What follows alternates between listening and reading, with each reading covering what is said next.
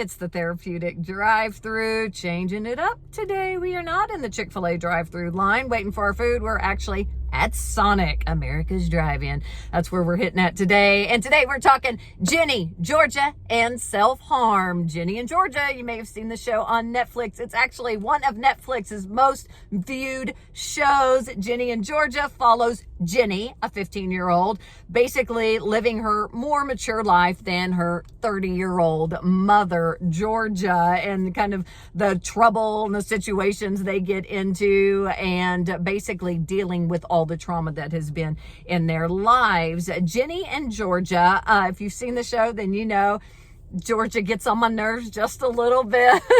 Everything's fine. Oh no, it's gonna be great. Don't worry about it. I'll take care of it. I'll just kill them. It'll be great. It's fine. Everything's great. That's Georgia.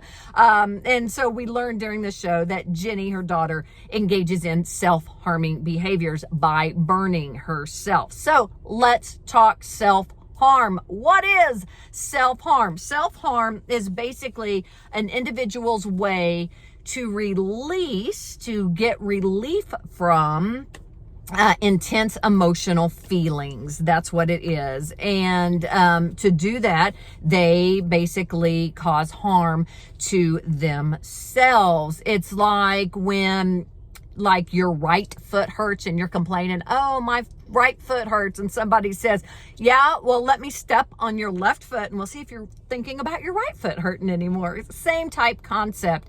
Now, instead of thinking, about my emotional pain and things that I'm going through and things that are just overwhelming to my system, now I've released that by harming myself. Demi Lovato, Angelina Jolie, Drew Barrymore, Miley Cyrus have all said that at one point or another they have engaged in self-harm behaviors.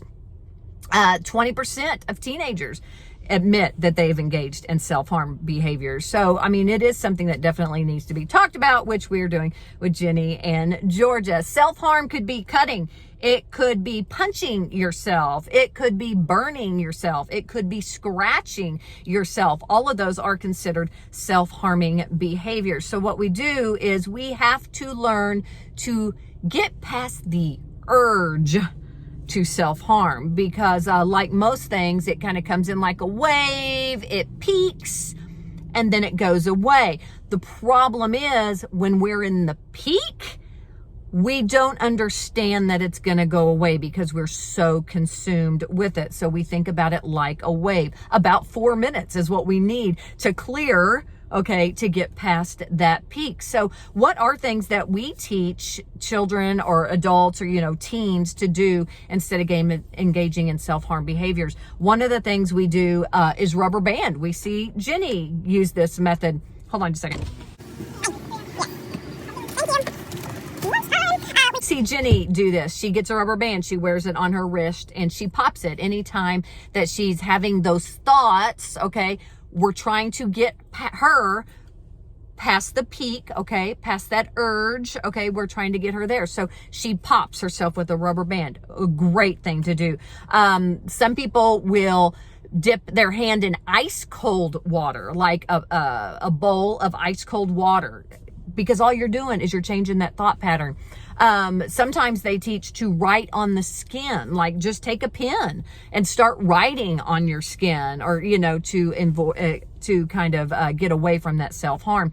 Self-harm is not the same thing as a suicide attempt. However, I think it's very important to note that they do say there are a big chunk of people who engage in self-harm who will try to attempt suicide within 3 years of starting that self-harm behavior. That's why we want to correct that behavior, and we start kind of getting past that urge with urge surfing to kind of show other things that you can do to control that thought pattern. And eventually we do also have to get down to the nitty-gritty of what is causing those feelings, and we can do that through counseling, through talking with friends that you trust, through the help of loved ones. So there you go. That's Ginny, Georgia, and self-harm. You can check out that show on Netflix. There you go. So Therapeutic Drive-Thru.